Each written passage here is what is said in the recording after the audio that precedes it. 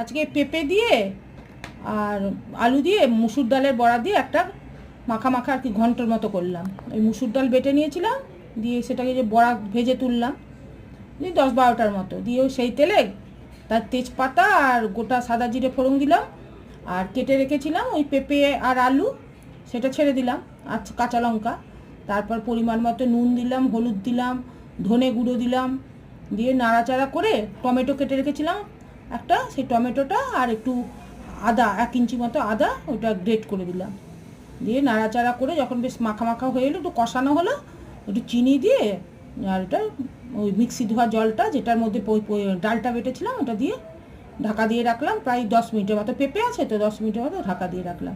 10 minute পর খুলে ওই বড়াগুলো যেগুলো ভেজেছিলাম ওই বড়াগুলো দিলাম, আর গুঁড়ো মশলা দিলাম আর কি, সানরাইজ সাই করো গুঁড়ো মশলা। দারুণ খেতে হয়েছিল পেঁপে বড়া দিয়ে। তার